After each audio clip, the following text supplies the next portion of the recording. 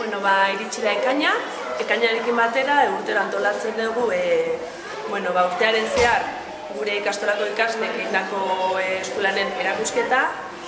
Ez da bakarrik eskulanen erakusketa, helburu konkretua badauka, hain zuzen bergabilpeena, hondakinen murrizketa kopuruari murriztea.